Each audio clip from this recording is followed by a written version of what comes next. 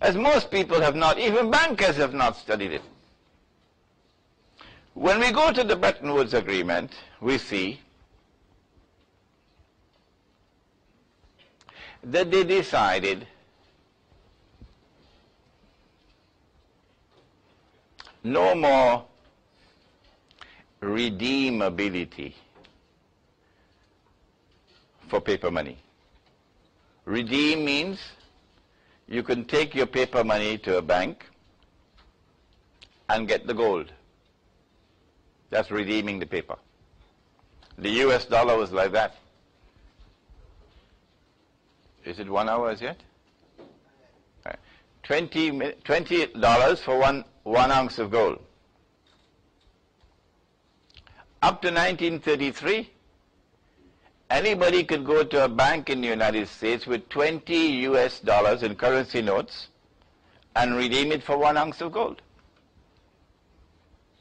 But at Bretton Woods, they decided no more. No more.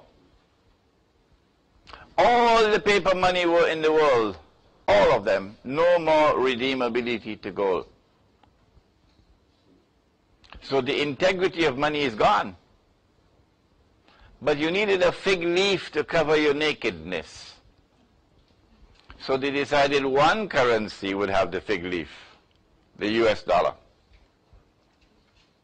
That will give to the US dollar some respectability. And when the US dollar declares that it declares, in God we trust, you saw it? It's because the US dollar is the only paper money in the world which is redeemable in gold. Not your ringgit and not their rupiah. And Bretton Woods declared that the redeemability would be at $35 an ounce of gold.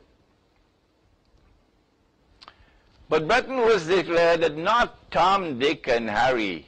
No, you can't go to Uncle Sam and say, here's my $35, give me the ounce of gold. Only central banks. Only central banks. So what, central banks are the only people going to be using this money? No. All of mankind are using this money. And so, number one, to destroy the redeemability to gold meant destroying the integrity of money.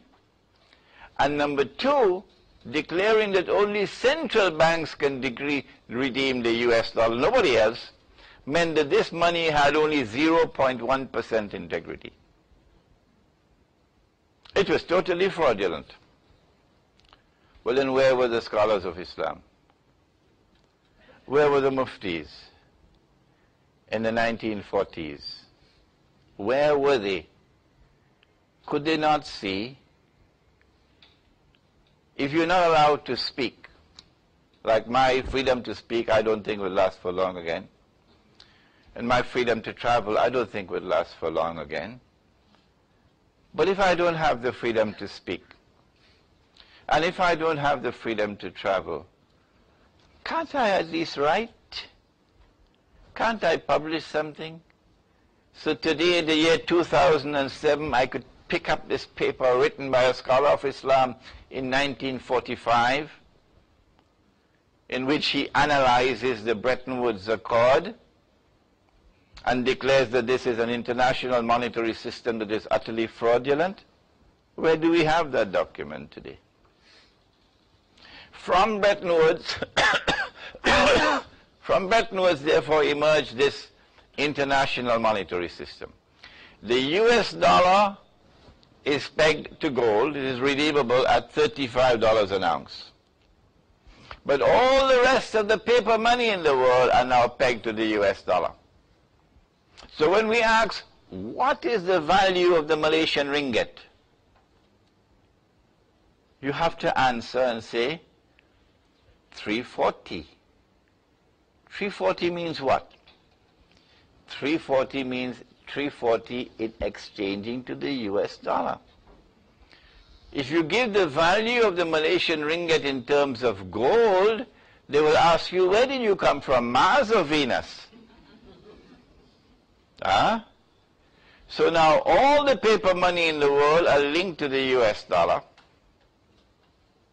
And the US dollar is the only currency in the world redeemable in gold.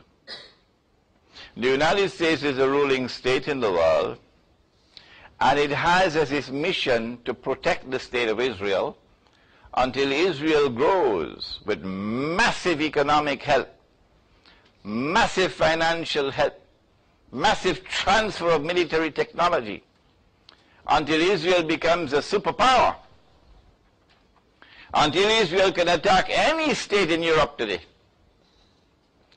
while the United States has the control over money. This is the ummah of Muhammad alayhi salatu wasalam we're talking about. And then they established the International Monetary Fund. And when you study the articles of agreement of the International Monetary Fund, you see something strange. You see something strange. Prohibiting money to be linked with gold.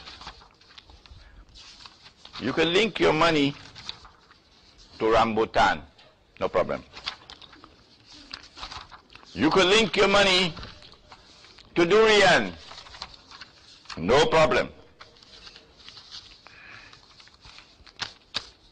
You can link your money to anything that they sell in Pasar Malam, no problem. But you cannot link your money to gold.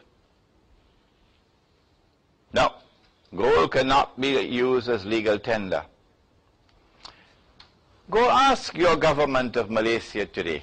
Go and ask them, why is gold not allowed as legal tender? They cannot answer that question. None of them. No, they can't. Why?